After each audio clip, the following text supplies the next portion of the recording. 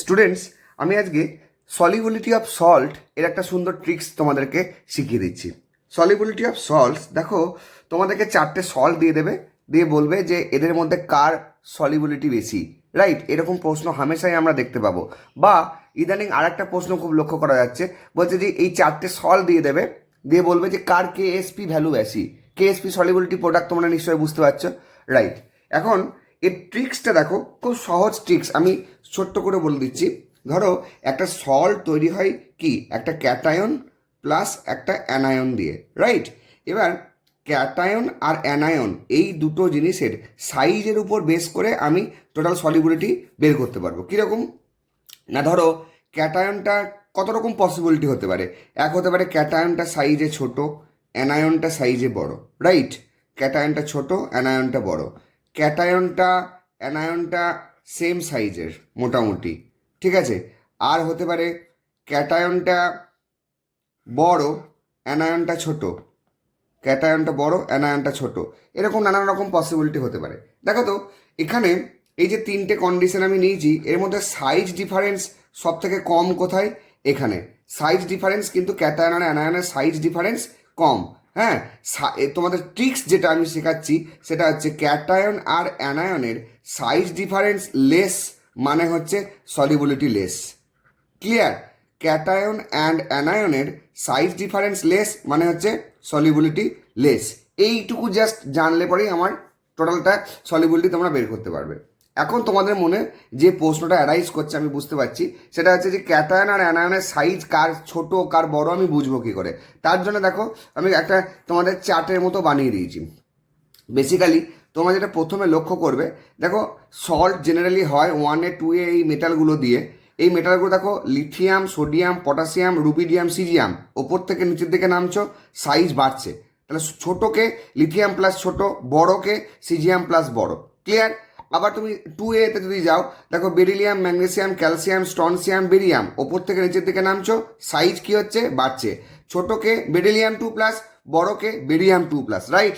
আচ্ছা, এবারে অ্যানায়ন, অ্যানায়নগুলোর মধ্যে তোমাদেরকে বলে রাখছি, হ্যালোজেনগুলো, হ্যালাইড আয়ন যেগুলো, তার মধ্যে শুধুমাত্র ফ্লোরিন মাইনাস যেটা, সেটা হচ্ছে স্মল, রাইট?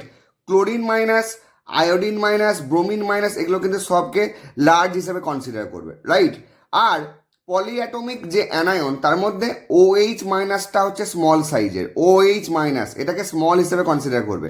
বাকি NO3 minus, CO3 2 minus, SO4 2 minus, PO4 3 minus, ClO4 minus, এরকম আরও যদি কিছু পলিঅ্যাটমিক থাকে, সেই সমস্ত অ্যানায়নগুলোকে তোমরা লার্জ অ্যানায়ন হিসেবে কনসিডার করবে। শুধুমাত্র এইটুকু ট্রিক্সের উপর বেস করে দেখো যে কোনো প্রবলেম তুমি সলভ করতে পারবে। আমি একটা প্রথম প্রবলেম আমরা নিচ্ছি। সাপোজ ধরো এইটা তোমাকে দিয়েছে LiClO4, NaClO4, KClO4, RbClO4, right? দিয়ে বলেছে সলিবিলিটি অর্ডার বের করো। বেশ, ঠিক আছে। তো সাইজ কি? অ্যানায়ন ClO4 কি? অবশ্যই লার্জ, রাইট? ClO4 অবশ্যই লার্জ। এবার লিথিয়াম কি? লিথিয়ামটা স্মল।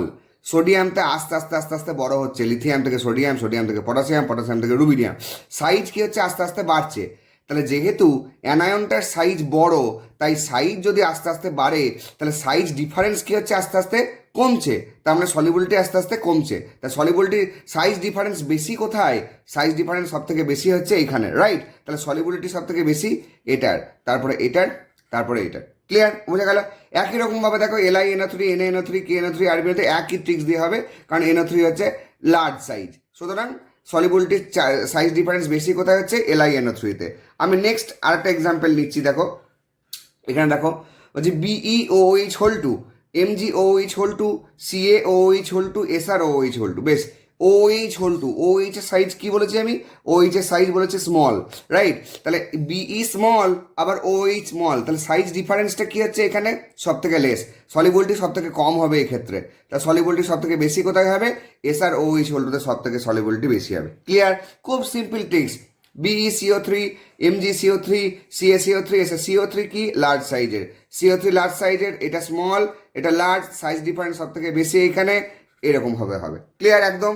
বেশ, আরও কতগুলো সল্টের এক্সাম্পল যদি নেওয়া হয়, দেখো এখানে NaI, KI, RbI, CSI, এখানে আয়োডিন হ্যালোজেনগুলোর মধ্যে লার্জ যে পড়ে, রাইট? তাহলে সোডিয়াম ছোট, তাহলে সাইজ ডিফারেন্স বেশি কোথায় হচ্ছে, NaOH সাইজ ডিফারেন্স বেশি হচ্ছে, তাহলে সলিবিলিটি অর্ডার কেমন হবে, সাইজ ডিফারেন্স বেশি মানে সলিবিলিটি বেশি।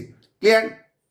আবার দেখো lithium fluoride, sodium fluoride, potassium fluoride, rubidium fluoride, এখানে দেখো তোমার কি হয়েছে যে ফ্লোরাইড কি স্মল, তাহলে এই lithium small, fluoride small, sodium আস্তে আস্তে বড় হচ্ছে কিন্তু ফ্লোরাইডের সাইজটা একই থাকছে, তাহলে সব থেকে সাইজ ডিফারেন্স বেশি কোথায় হচ্ছে RBF-এ, তাহলে সাইজ ডিফারেন্স বেশি অনুযায়ী সলিবিলিটি হবে এইটা। ক্লিয়ার? একদম এখানে যে কোনো সল্টের 4টে সল্ট দিয়ে দেবে তোমাদেরকে, খুবই ইম্পর্ট্যান্ট একটা জায়গা, এবং সেখান থেকে তোমাদের এই ধরনের কোশ্চেন আসবেই পরীক্ষাতে, খুবই যে কোনো কম্পিটিটিভ এক্সামের জন্য এই ট্রিক্সটা খুবই জরুরি। দেখো জেই মেনে পড়েছে এরকম একটা প্রবলেম আমি নিয়ে আলোচনা করছি। জেই মেন 2000 সালে পড়েছে, 4টে সল দিয়ে দিয়েছে, MgOH whole two, CaOH whole two, SrOH whole two, BaOH whole two, ঠিক আছে, দিয়ে বলেছে এদের মধ্যে KSP ভ্যালু কার সব থেকে কম। ক্লিয়ার? সব থেকে লোয়েস্ট KSP ভ্যালু দেখো OH হোল টু, OH এর সাইজ কি স্মল, রাইট, তাহলে OH এর সাইজ যদি স্মল হয় তাহলে সলিবিলিটি কার সব থেকে কম হবে, যেখানে সাইজ ডিফারেন্স সব থেকে কম। সাইজের দিক থেকে ক্যাটায়নের সাইজের দিক থেকে সব থেকে স্মল কে, ম্যাগনেসিয়াম, তো স্মল সাইজ ডিফারেন্স সব থেকে কম কোথায়, এখানে, তার মানে সব থেকে সলিবিলিটি কম কার হবে, MgOH হোল টু, সলিবিলিটি কম মানে আমরা কি জানি KSP ভ্যালু কম, তাহলে option 1 will be the right answer.